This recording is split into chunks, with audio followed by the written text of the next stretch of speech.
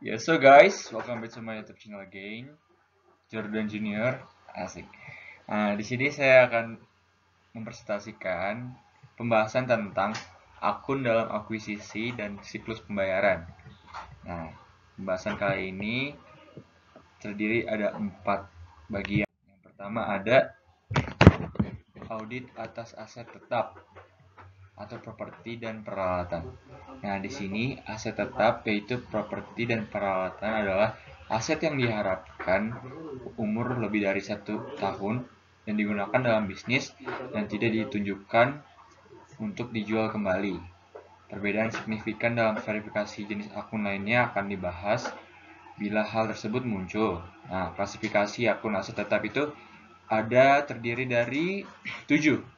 Yang pertama itu ada tanah dan pengembangan tanah, kedua gedung dan perusahaan, ketiga ada peralatan manufaktur, keempat ada perabotan, kelima ada kendaraan, keenam ada perluasan sewa guna usaha, dan yang terakhir ketujuh adalah proses konstruksi untuk aset tetap.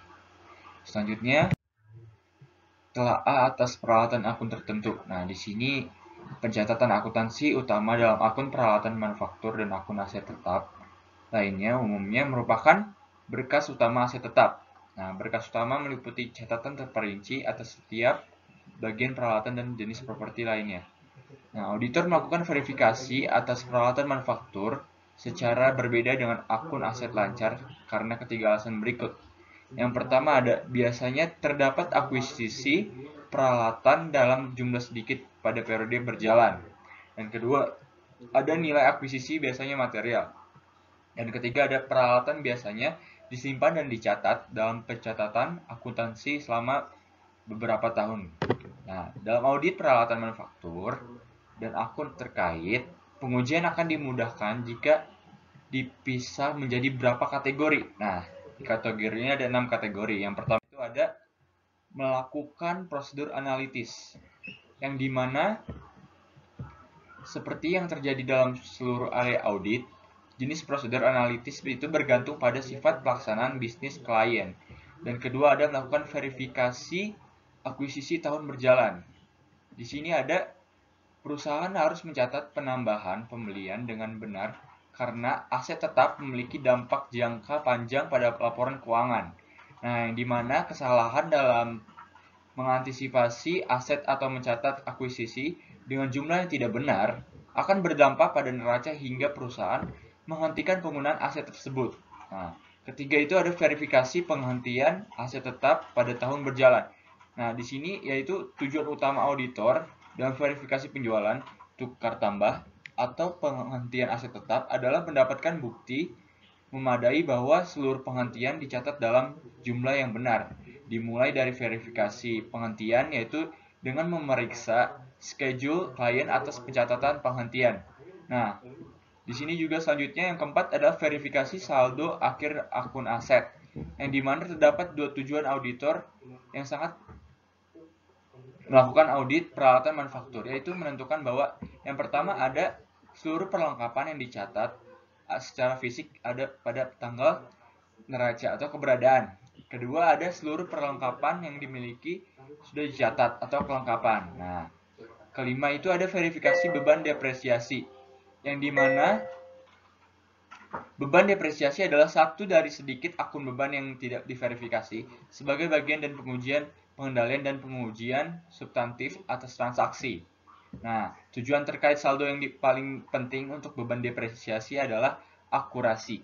Nah, auditor berfokus pada penentuan apakah klien telah mengikuti kebijakan depresiasi yang konsisten dari periode ke periode dan apakah penghitungan klien sudah benar dalam menentukan hal yang auditor harus mempertimbangkan 4 hal. Nah, yaitu ada pertama, ada umur ekonomis untuk akuisisi di masa sekarang.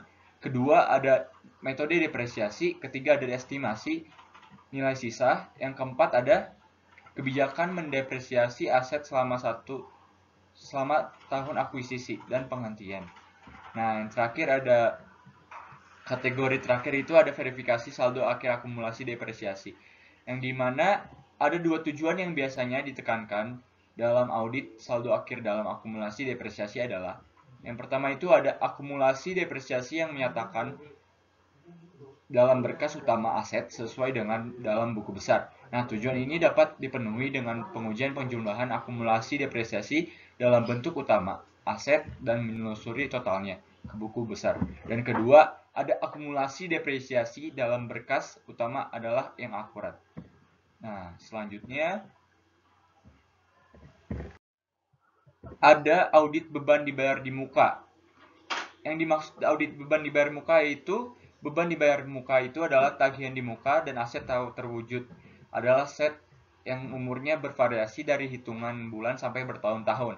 Termasuk di dalamnya adalah yang pertama sewa dibayar di muka, kedua biaya operasi, ketiga pajak dibayar di muka, keempat ada paten, kelima asuransi dibayar di muka, keenam ada merek dagang, ketujuh ada tagihan di muka, dan yang ke-8 ada hak cipta.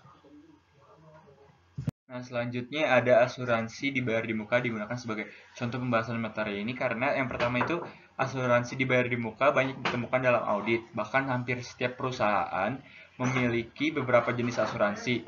Kedua, permasalahan yang biasanya muncul dalam audit asuransi dibayar di muka bila klasifikasinya mirip. Ketiga, ada tanggung jawab auditor dalam menelaah cakupan asuransi ini merupakan pertimbangan yang tidak ditemukan atas akun lain dalam kategori ini. Nah, selanjutnya yaitu guys, yang selanjutnya ada audit utang akrual yang dimana kategori ketiga dalam siklus akuisisi dan pembayaran adalah utang akrual, yaitu estimasi kewajiban yang belum dibayar atas jasa dan keuangan yang telah diterima sebelum tanggal neraca. Oleh karenanya, pada tanggal neraca, porsi tertentu dari total biaya sewa yang belum dibayarkan harus menjadi akrual. Nah, utang sejenis lainnya yaitu ada pertama utang gaji, kedua pajak atas utang gaji, ketiga bonus karyawan akrual, keempat ada komisi akrual, kelima ada honor profesional akrual, keenam ada sewa akrual, ketujuh ada utang bunga. Nah, selanjutnya ada audit akun pendapatan dan beban. Nah, di sini auditor harus berhati-hati karena sebagian besar penggunaan laporan keuangan sangatlah bergantung pada laporan laba atau rugi. Nah, dibandingkan neraca dalam pengembalian keputusan. Nah, di sini ada dua konsep berikut dalam audit. Akun pendapatan dan beban merupakan hal penting dalam mempertimbangkan laporan laba atau rugi. Yang pertama ada kesesuaian antara periode pendapatan dan beban diperlukan untuk menentukan hasil yang benar. Kedua itu ada penerapan prinsip akuntansi yang konsisten dalam periode yang penting untuk perbandingan. Nah, pendekatan audit atas akun pendapatan dan beban. Bagian dari audit yang langsung mempengaruhi akun-akun ini adalah yang itu pertama ada prosedur analitis. Nah, di mana prosedur analitis seharusnya dianggap sebagai bagian dari pengujian atas kewajaran penagihan baik pada neraca maupun laporan laba atau rugi. Selanjutnya ada pengujian pengendalian substantif atas transaksi. Nah, tujuan terpenting dalam verifikasi akun laporan laba atau rugi dalam setiap siklus transaksi adalah untuk mendapatkan pemahaman mengenai pengendalian internal dan pengujian terkait pengendalian substantif atas transaksi. Nah, dan selanjutnya ada pengujian perincian saldo. Nah, akun analisis beban analisis untuk melibatkan penyediaan auditor terhadap dokumen pendukung untuk masing-masing transaksi dan perincian atas total akun beban. Nah, jenis dokumen tersebut sama dengan yang digunakan untuk memeriksa transaksi sebagai dari pengujian transaksi akuisisi, yaitu terdiri atas faktur, kedua laporan, ketiga ada penerimaan, keempat ada pesanan pembelian, dan terakhir ada kontrak. Nah, pengujian pengendalian dan pengujian substantif atas transaksi dimaksudkan untuk menilai risiko pengendalian. Nah, misalnya dengan menguji klasifikasi transaksi yang mungkin melibatkan banyak-banyak akun. Nah, oke guys, sekian pembahasan yang telah saya sampaikan. Kiranya bisa menjadi tambahan wawasan bagi kita semua. Maaf kalau kiranya ada kesalahan kata yang saya lanturkan. Kiranya Tuhan memberkati kita semua. Amin.